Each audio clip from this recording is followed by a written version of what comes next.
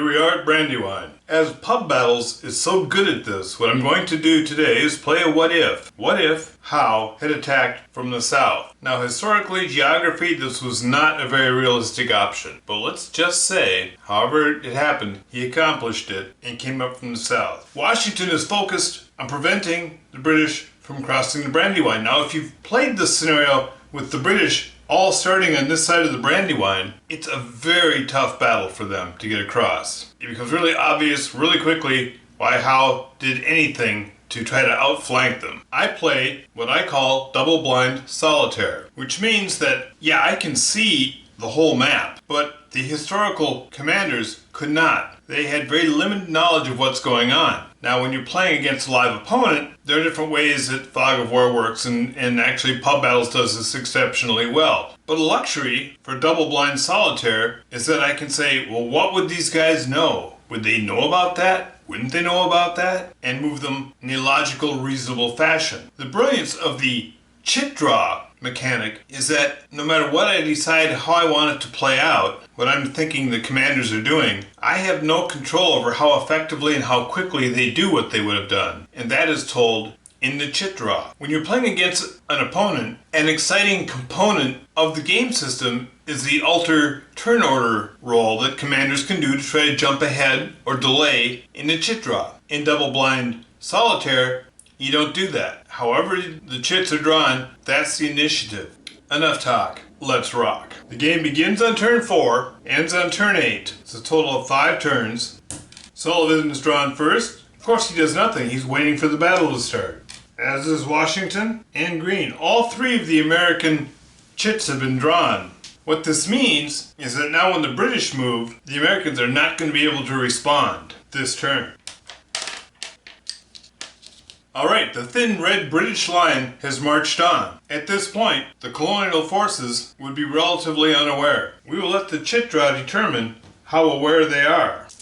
Green, always a savvy general, is drawn first. This tells me that Green heard a twig snap, said check out what's coming, and they were very alarmed to find out what was coming. He cannot leave the Brandywine undefended because they've been fighting all morning with Nafassan's command. He sends word to Washington. They're coming from the south. Next is Sullivan. Sullivan does not move yet at this point. He's been told to defend here and to watch the north. Cornwallis has advanced to contact. We got dice down. We're now on turn 5. Now I've drawn Washington. Now Washington can respond. He's got Green's message.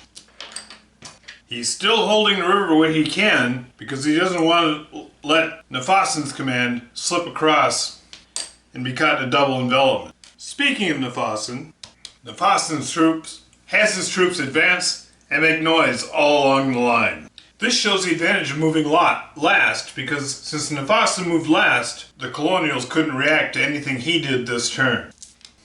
We'll start here with the combat north of Wilson's Hill. Abercrombie's light troops are driven back by the Virginians. Mad Anthony Wayne and the Hessians are duking it out in the center. Wayne drives back the Hessians, but his entire division is lost, and Agnew fills in. Wayne's command was actually stretched out all the way to the river, and the thin lines of troops at the top of the hill are facing the British Grenadiers, with predictable results. Turn 6. Maxwell's light troops and the militia cross Britain's Run and move to the other side of the woods. Knox's artillery opens up on the Scots, Ferguson's Highlanders, with great effect. Nash's North Carolinians fire across Brandywine Creek. The shots fell true on the hated Hessians, and they move back. Nafassan's artillery opens up on the colonials below Chad's Ford, driving them back. Now the Scotsmen could cross here and attack, and it would be a very effective attack, but that is not their orders. He does have J. Grant's men return fire across the Brandywine. Not without effect. And at Jones Ford, British troops in the vicinity open up, driving back Sterling's colonial forces. Green, because he's green, reassembles his line. Cornwallis keeps up the pressure. Washington sends words to Sullivan that they're getting smashed in the north, but Sullivan believes they're crossing down here and says, don't know what I can send you. I'm getting smashed myself, which Washington can tell because he's right here and he sees this all happening. Let us begin here and see what doom calls across the battling parts of the line. First the dragoons meet. And it's a heated, swirling battle. And ultimately, the Colonial Pulaski wins the contest. I choose to attribute it to fresh American cavalry. The British mounts have still not recovered from their long months on the ocean. Here, Maxwell has the militia right in front. Their order is to fire once and run away. And this they do to great effect, as the British are thrown back. Greene's Virginians are holding on to the edge of the woods. Fighting heroically, Mad Anthony Wayne goes down with his troops, and they destroy the British attackers, but they in turn are swept away by the Hessians. As the Grenadiers attack above Chad's Ford, Henry Knox pulls his precious artillery from the combat, and the Grenadiers are in turn destroyed by those plucky colonials on the hill. It's turn 7, 2 turns left. Nefassin brings his artillery south. Deploys his base by Quentin's Tavern. Sullivan holds. Washington elects to deliver a hammer blow to the British right flank. Greene desperately tries to restore some sort of semblance of a line for his exhausted command. And now Cornwallis, in his wiliest fashion, attacks. And he sends word to Nefassin that now it's time to attack. Up here in the north, the British troops, recognizing they were in a bad situation, were able to pull back, take cover in the woods. Abercrombie's lights keep pressure on Greene's exhausted troops. But they are pushed back by the heroic Virginian. And here at Chad's Farms, Greene's other Virginians are attacked by the Hessians and the finest British household infantry. The Hessians are sacrificed, but Greene's troops cannot hold. Last turn of the day. Cornwallis is drawn first. This is not good for Cornwallis. He would rather go last. Were I playing a 2-player game, I would roll to delay. But this is double-blind solitaire, and we will let fate declare what fate has declared. Cornwallis unpacks his bags, recovers his troops. British Guard, with no one to support their flank, dare not move farther ahead, and content themselves with occupying Chad's Farm for the evening. Sullivan maintains his line. Nefassin explodes across the river.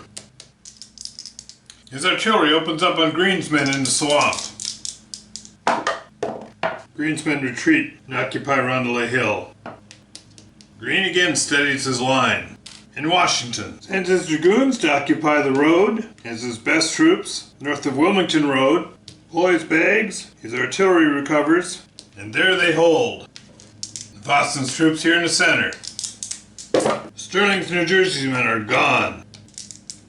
Up at Chad's Farm. The first turn, they're considered outflanked because they've just crossed the Brandywine. This costs them the Hessians. But J. Grant's men push on, but are driven back by the North Carolinians. And there you have it. British casualties are heavier than the colonial casualties. The British did not capture either major road, so they were not able to break out, and Washington's army is still in pretty good order. I'd consider this a colonial victory. Part of the problem with attacking from the south is you spend a couple turns just trying to get to anything important, and in the game you're already missing 3 turns, 2 turns more. You only have 3 really effective turns for combat, and it's just hard to do anything in that amount of time. Maybe we'll try this again a little different next time. Anyway, there you have it. If you like this video, find it entertaining, please like and subscribe.